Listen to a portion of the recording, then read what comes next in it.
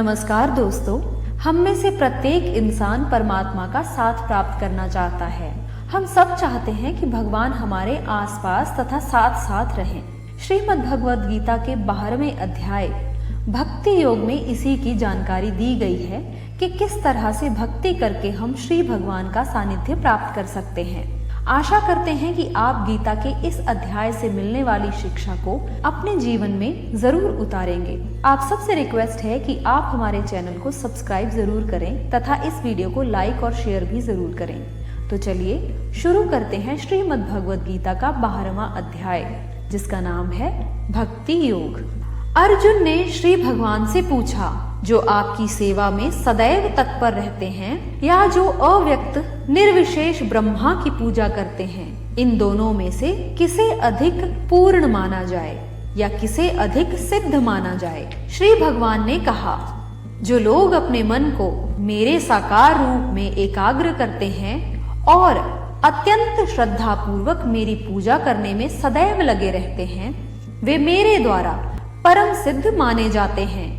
लेकिन जो लोग अपनी इंद्रियों को वश में करके तथा सबके प्रति समभाव रखकर परम सत्य की निराकार कल्पना के अंतर्गत उस अव्यक्त की पूरी तरह से पूजा करते हैं, जो इंद्रियों की अनुभूति के परे है, सर्वव्यापी है, अकल्पनीय है, अपरिवर्तनीय है, अचल तथा ध्रुव है, वे समस्त लोगों के कल्याण में संलग्न रहकर अंततः मुझे प्राप्त करते हैं। जिन लोगों के मन में परमेश्वर के अव्यक्त निराकार स्वरूप के प्रति आसक्ति है, उनके लिए प्रगति कर पाना अत्यंत कष्टप्रद है। देहधारियों के लिए उस क्षेत्र में प्रगति कर पाना सदैव दुष्कर ही होता है। जो अपने सारे कार्यों को मुझ में अर्पित करके तथा अविचलित भाव से मेरी भक्ति करते हुए मेरी पूजा करते हैं और अपने चित्त को मुझ पर स्थिर करके निरंतर मेरा ध्यान करते हैं, उनके लिए हे पार्थ, मैं जन्म मृत्यु के सागर से शीघ्र उद्धार करने वाला हूँ। मुझ भगवान में अपने चित्त को स्थिर करो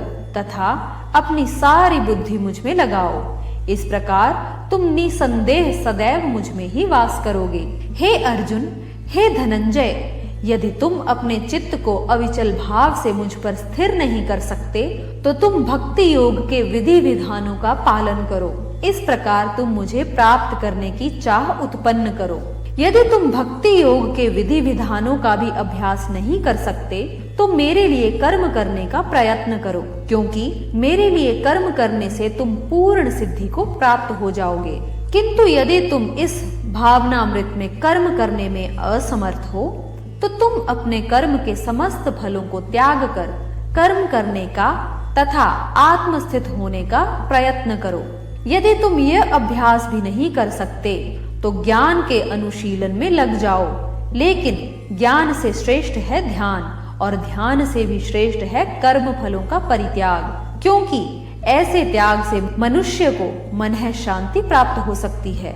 जो किसी से द्वेष नहीं करता, लेकिन सभी जीवों का दयालु मित्र है, जो अपने को स्वामी नहीं मानता और मिथ्या अहंकार से मुक्त है, जो सुख दुख में समभाव रहता है, सहिष्णु है, सदैव आत्मतुष्ट रहता है, आत्म संयमी है तथा जो निश्चय के साथ मुझ में मन तथा बुद्धि को स्थिर करके भक्ति में लगा रहता है, ऐसा भक्त मुझे अत्यंत प्रिय है। जिससे किसी को कष्ट नहीं पहुंचता तथा जो अन्य किसी के द्वारा विचलित नहीं किया जाता, जो सुख दुख में भय तथा चिंता में समभाव रहता है, वह मुझे अत्यंत प्रिय है। मेरा ऐसा भक्त जो सामान्य कार्यकलापों पर आश्रित नहीं है, जो शुद्ध है, दक्ष है, चिंता रहित है, समस्त कष्टों से रहित है और किसी के फल के लिए प्रयत्नशील नहीं रहता, मुझे अतिशय प्रिय है। जो ना कभी हर्षित होता है, ना शोक करता है,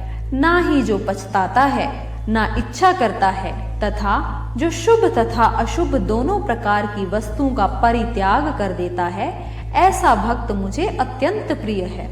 जो मित्रों तथा शत्रुओं के लिए समान है, जो मान तथा अपमान, शीत तथा गर्मी, सुख तथा दुख, यश तथा अपयश में समभाव रहता है, जो दूषित संगति से सदैव मुक्त रहता है, जो सदैव मौन और किसी भी वस्तु से संतुष्ट रहता है, जो किसी प्रकार के घर बार की परवाह नहीं करता, जो ज्ञान में दृढ़ है और जो भक्ति में संलग्न है, ऐसा पुरुष मुझे अत्यंत प्रिय है। जो इस भक्ति के अमर पथ का अनुसरण करते हैं और जो मुझे अपना चरम लक्ष्य बनाकर श्रद्धा सहित पूर्ण रूप से संलग्न रहते हैं, वे भक्त मुझे अत्यधिक प्रिय हैं। तो दोस्तों, इसी के साथ श्रीमद् भगवद गीता का 12वां अध्याय भक्ति योग यहीं पर समाप्त होता है। कृपा करके वीडियो को लाइक और चैनल को सब्सक्राइब जरूर करें। धन्यवाद दोस्तों। जय श्री कृष्ण।